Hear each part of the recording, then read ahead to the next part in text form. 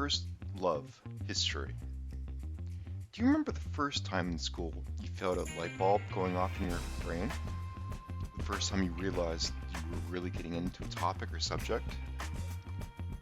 For me, it was a teacher in history I had in high school, American history, and we were having a lesson on the Civil War. And if you're an American, you know how the story goes. No matter what grade you're in and were taught anything about the Civil War, it's always seemed on message. Same narrative, same facts, same figures, not much depth, in other words. Only the party line, whatever that was. Until this year's teacher, for me, in high school, happened to be from the South and gave a completely different narrative. I'm not sure if the administration knew what was happening. It was a Catholic high school. But from not, the Civil War became the war between the states, and this semester, quarter, I can't remember, was being taught from a Southern perspective, i.e. the lost cause, the now defunct Confederate sympathizer perspective. Of course, this didn't jive, and as you probably guess, I had to say something about it. Which was kind of weird because I was a C-average high schooler, shy, introverted, and rarely opened my mouth. I found out later that people thought I was aloof. Strange about perspectives. I just thought I was a worthless geek. This in the days when being a geek was a bad thing, circa 1980s. And why was I a C-average student in high school up to that point? Really two reasons. And if you're a white, middle class, poor American, tell me if you agree or not. Note, the rest of this will no longer apply to you if your parents or guardians were college educated, or if you're rich, or both. And often, that's one and the same. Or at least until colleges kept raising tuition, sometimes 5% between semesters. Come on, that's just greed. Anyway. Yes, I'm big on tangents. Miss you, Nancy MLC. Reason 1. I was bored. There are some great teachers out there. I've had several that changed my life. Sister Charlotte. Mr. C. The aforementioned and unnamed history teacher with a slight southern drawl. And let's be honest, America doesn't really fund its education system well. And it doesn't fund it enough. The biggest lesson most of us learned in high school is not to be engaged in learning. The second most important lesson was not to like high school. Most of us back in the day either tolerated or hated high school, for various reasons. But as to teaching, what can you expect from teachers using the same yellowed crispy notes that they've used since their first day of teaching? Not even most of the teachers are engaged. Most of them, honestly, are beyond boring. Whether it was a cause or effect of our crumbling education system in America, I do not know.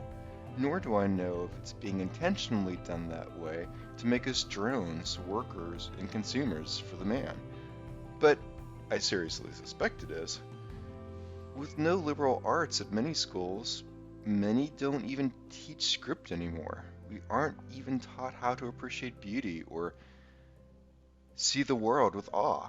I think that's intentional too. Just enough to get us by and nothing more. And that leads to my second point. Reason number 2.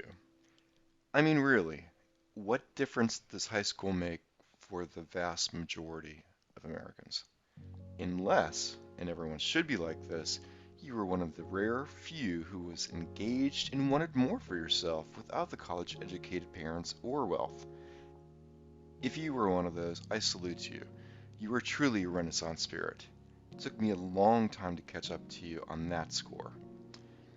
But for most of us, was high school really going to change our trajectory in life? And that's me, in the Reagan years. Reagan, no wonder I turned out to be a social democrat after Reagan, but that's a topic for another video. But really, especially for the 2 generations under me, Some have 4 degrees and are still working as a barista at Starbucks. Some get rich, filthy rich. Filthy like too much of money to spend in multiple lifetimes rich. Or too rich for my tastes, so they should be taxed more.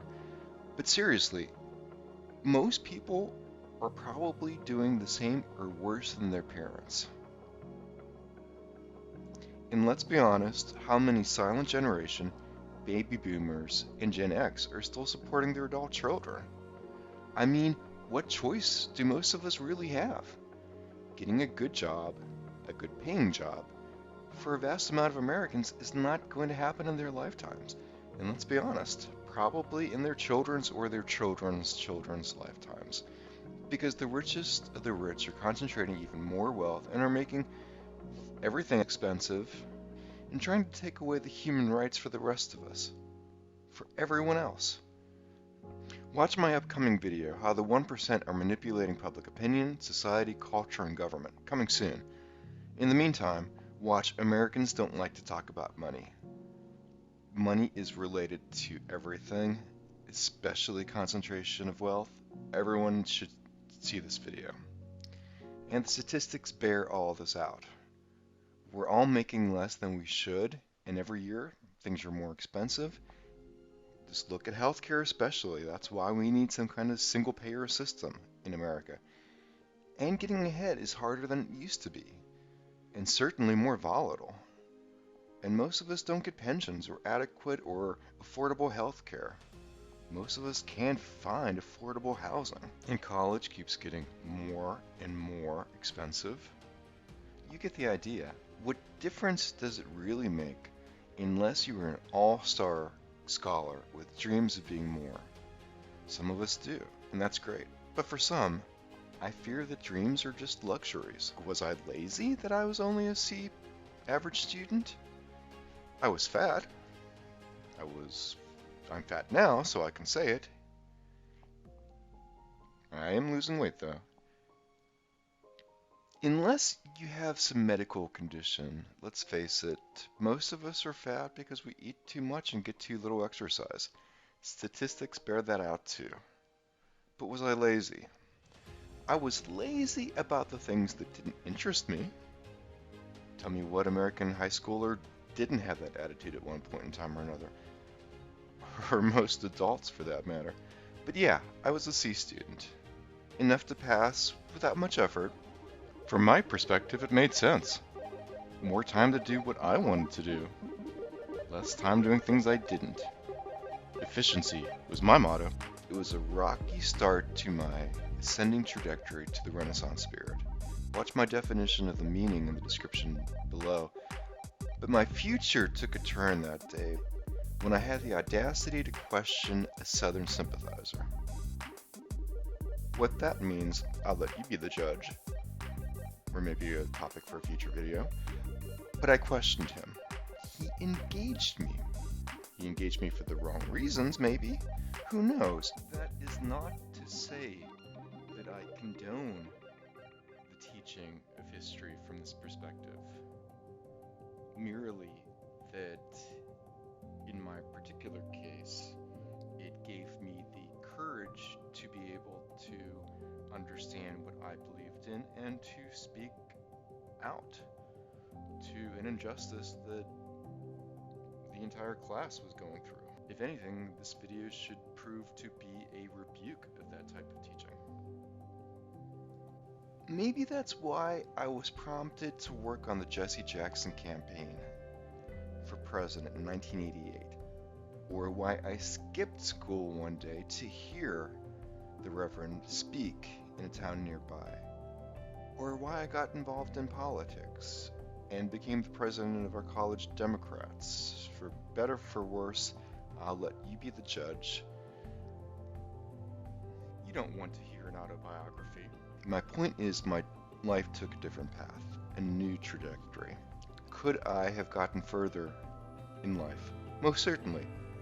Want for a decision that I didn't understand the consequences of at the time. That'll be a topic for a future video as well. If you've ever studied determinism in philosophy and ethics, not that I have, I'm just binging the good plays on Netflix. Yeah, I really need to devote more to study philosophy.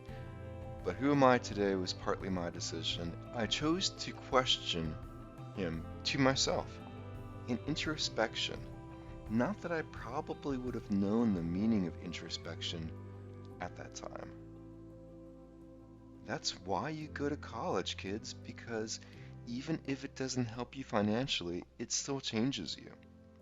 It opens yourself up to the rest of the world that you didn't necessarily see or feel or experience in whatever your situation was, unless your family is world travelers. But you have to want it to let it grow. Otherwise, you're just wasting your money on college if you don't let that experience open you up. And if you don't, college and university is nothing more than a high school plus. Everybody should be able to get a degree, and everyone should be able to afford it without going broke for the rest of their lives. Because guys, if we don't change things, we're all going in one trajectory and we'll all be broke, all except the richest of the rich. So yeah, questioning what I believed and willing to say it and fight for my convictions. Yeah, that changed me. Maybe it's just my low IQ. Well, it's actually a little bit higher than average, but I just realized tonight, hence this video, that maybe I could engage myself to any topics of any subjects if I was just as engaged as I was in history and chose to open myself up to it. Maybe that sounds well, hence the earlier IQ comment, but I just never thought of it like that before. I know, but I could read the most obtuse book and get into it if I chose to. Does that work? I'll let you know, and yeah, that's definitely going to be a topic for another video. How many of us agree that high school wasn't great? Isn't there a better way to engage the teachers and the students? We're voters. Let's demand more funding for education and an overhaul of the whole system. If you're on this journey with me and would like to share your journey with us, join the Renaissance Spirit. More than just a style, but a style for living, growing, learning, and thinking. Take the quiz next to see if you're a Renaissance Spirit. Yeah, I created a quiz because there's a test at the end. If you choose if you want to take it or not, because you can be on your own trajectory if you want to. Live the Renaissance Spirit.